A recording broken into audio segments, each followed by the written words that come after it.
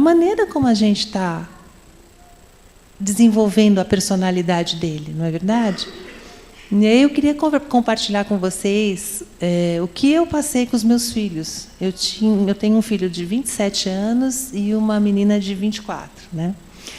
E eu me converti no ano 2000. Quando chegou em 2004, eu estava assim, não acho muito normal. Meu filho sai toda noite, de fim de semana, volta no dia seguinte, depois diz para mim, mãe, não pega nada. Eu não fumo, eu não bebo, eu nada. Eu só vou lá para ver o que o povo está fazendo. 2001 eu acreditava, 2002 eu acreditava também, 2003 ainda estava acreditando, 2004 eu falei, não, acho que eu estou querendo não ver que eu tenho um problema. Comecei um grupinho de oração na minha casa, eram 2 irmãos, uma senhora e um irmão, e nós orávamos pelo prédio, pelos jovens do condomínio onde eu morava, pedindo a Deus que protegesse do mal. Aí, a essa altura, eu já ouvia que um estava usando cocaína, que o outro estava com câncer, mas na minha casa, meus filhos falavam, imagina, mãe, a gente nem bebe. E eu querendo, né, o mais fácil, querendo não ver que eu tinha possibilidade de estar com problemas. E eu sei que quando foi em outubro de 2004, eu fui para o Rio de Janeiro conhecer um projeto da Jocum, lá no Morro do Borel, fiquei lá no meio do tráfico de drogas, ouvindo coisas terríveis, voltei para São Paulo pensando, nossa, Deus, eu vou ter que investir mesmo em oração para o Senhor, né, operar aqui na minha casa, na vida do pessoal no prédio.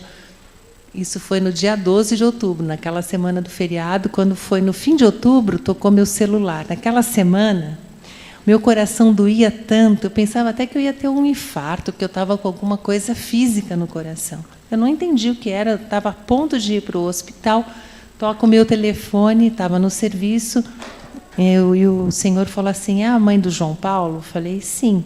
Ele falou, o seu filho foi detido, eu sou o delegado de polícia, ele foi detido por porte de maconha. E a quantidade da maconha é suficiente para ele ser indiciado por tráfico de drogas. Na véspera, nesse mini grupinho de oração, eu falei assim com Deus em oração, eu falei, Senhor, o Senhor tem poder para mandar Satanás soltar da mão dos jovens desse prédio. Não vou esquecer essa frase. E eu sei que quando eu ouvi aquela notícia, gente, eu entendi por que eu tinha ido para o Morro do Borel, por que eu estava com dor no meu coração. Eu tinha acabado de pedir para Deus que Ele intervisse, então eu entendi que Deus estava intervindo, né? Afinal, como é que você vai tratar um problema desse porte se você não sabe a verdade? Eu não sabia, né? Eu não queria saber, eu não queria procurar, ninguém iria chegar para mim e falar, mãe, estou usando droga. Porque isso não acontece. E dizer que a gente sabe que o filho usou droga porque o olho está vermelho, porque isso, porque aquilo, também não funcionou, porque eu não achava, nunca vi nada anormal.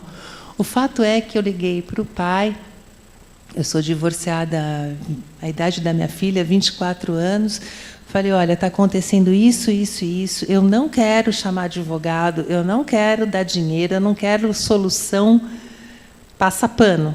Eu quero que seja uma solução de Deus para isso, porque eu creio que é Deus que está fazendo tudo isso para que haja verdadeiramente uma libertação, uma transformação. Fomos para a delegacia. Muito bem. Eu só orava e dizia, Deus, seja feita a tua vontade, porque a sua vontade é boa, é perfeita, é agradável, e vai ser a sua vontade. Muito bem, surgiu um investigador da polícia, ele era cristão, com um anel escrito Jesus, e ele dizia para o meu filho, em inglês, que meu filho morou um período fora, para ele dizer que a droga era só para ele não ser indiciado por tráfico, mas sim como usuário, né? E assim o meu filho fez, e não foi preso, pagou uma pena comunitária, teve que fazer um serviço voluntário num asilo, e eu pensava, ai Deus, o Senhor é maravilhoso, o Senhor é tremendo, agora vão se converter, vão querer conhecer a Deus, vão querer sair dessa vida. A minha filha não saía de noite. O problema dela é que ela dizia que estava na escola, mas ela estava no barzinho, ela estava na praia, e eu trabalhando. Então, né, como que você vai saber? O celular ainda não capta a imagem onde os filhos da gente estão, né? Então, eu confiava que estava tudo sob controle. lê do engano, porque a droga que estava com ele era para ele, para ela, para a turma inteira. Isso foi em novembro, finalzinho de outubro. Novembro, nada do pessoal querer se firmar com Deus. Iam comigo para a igreja, mas iam só de vez em quando para me agradar. Dezembro, nada do pessoal se firmar. E eu, gente, assim, eu pensava, eu não acho que ninguém usa droga só porque gosta. Tem uma influência satânica, tem uma questão espiritual, tem um coração que propicia que a droga passe batido como se fosse algo que não causa morte, não causa vício, não causa dano, e os jovens vão entrando nisso, né? Então, eu acreditava que só Deus podia realmente agir para libertar. Então, o que eu fiz em 3 meses foi orar, jejuar, chorar diante de Deus, suplicar que Deus o salvasse. Um belo dia, e eu falava muito, eu chegava junto e explicava e dizia, e ficava tentando mostrar o caminho, né, pelos meus olhos. E um dia eu ouvi, assim, lendo, meditando em Deuteronômio 21:18, que diz que quando a gente tem filhos obstinados e rebeldes, que a gente apresente para as autoridades para que eles sejam apedrejados, porque o mal não pode conviver no meio do bem. Eu confesso para vocês que quando eu li essa palavra, eu pensava assim, Deus, eu não sei mesmo mais o que fazer, tudo que eu estou fazendo, eu não estou vendo resultado, eu preciso que o Senhor intervenha de uma forma radical, não sei o que o Senhor vai fazer, não quero, mas não me importa nada, só me importa a salvação deles. Faz o que o Senhor quiser para que haja salvação. E aí, nessa situação, eu fui viajar com eles em janeiro. Meu filho voltou na frente, eu fiquei com a minha filha e uma amiga no litoral norte. Tudo que eu fazia era ir na igreja, eu só queria ouvir a palavra de Deus, me alimentar. Eu emagreci 10 quilos de tanto que eu jejuei suplicando a Deus. E não era porque eu tivesse numa condição assim, desacreditando de Deus, mas eu sentia no meu coração um desespero tão grande por imaginar meus filhos envolvidos com essa situação, com a desonra, com a vergonha. Eram tantos sentimentos de dor no meu coração que eu não conseguia nem comer, sabe? E eu sei que meu filho voltou para São Paulo, eu queria encontrar uma igreja lá em Boiçucanga, fui no supermercado, perguntei para o rapaz sobre uma igreja, onde é que eu tinha uma igreja batista, não dava para chegar na igreja batista, perguntei que igreja tem aqui, ele falou, tem a Bola de Neve, minha filha surfa. Entrei na igreja, essa menina entrou num choro, num arrependimento, e se converteu. Falei, nossa, eu chorava tanto, falei, Deus, o Senhor é maravilhoso, tremendo, glória a Deus por isso, né? Voltou para São Paulo, falava para o irmão, nossa, você não sabe como é melhor viver com Deus? Não. E eu só olhando, né? Falei, não, estou vendo um milagre acontecer aqui em casa, né? Passou uma semana, ele foi viajar com os amigos para o Guarujá. Chegou lá no Guarujá, foi assaltado. Foi pedir os documentos para o assaltante falou que ele era folgado, que ele ia morrer, puxou um revólver na cabeça do meu filho, puxou o gatilho e a bala não saiu na cabeça dele, mas era para ter saído.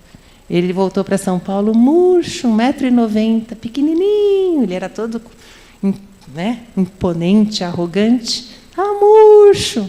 E eu já não chorava mais, eu já não era aquela mãe melodramática que arrancava os cabelos, super emocional. Eu entrei num modo de fé, um modo de convicção que Deus ia transformar, que Ele só podia fazer, que eu olhei para o meu filho e falei assim, escuta, Ele já te livrou da cadeia. Você não está preso, que você já devia estar preso.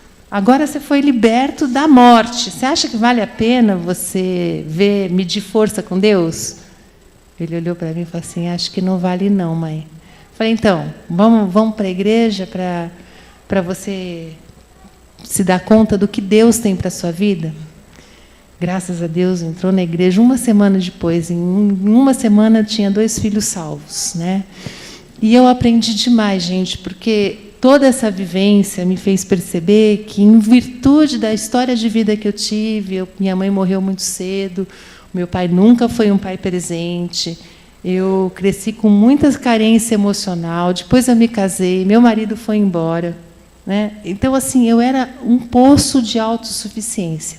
Para Deus conseguir me fazer entender que Ele era Pai que Ele tinha o melhor para mim, que eu precisava aprender simplesmente a confiar, não foi brincadeira. Um dia, até assim, meditando, eu percebia Deus tentando me dizer assim: você vai deixar eu ser Deus ou você vai querer continuar sendo deusa na vida dos seus filhos? E eu sofria desse mal. Essa idolatria a filhos era um problema do meu coração, porque eu queria tanto amar os meus filhos, eu queria tanto ser uma boa mãe, eu queria tanto, sabe, agradá-los, mas sem a noção do que era a disciplina bíblica, o que era a palavra de Deus, porque eu não conhecia nada disso quando eles eram pequenininhos. Eu estava fazendo tudo com base humana, né? Com base no emocional. Eu não tinha noção nenhuma, então fui fazendo do jeito que dava para fazer. Então, quando Deus me deu essa oportunidade, né, de ser transformada, porque eu fui muito transformada, eu precisei aprender a depender de Deus na força ali da situação, porque eu não tinha para onde correr. Eu sabia que não adiantava levar ninguém para uma casa de recuperação sem querer. Não funciona, né?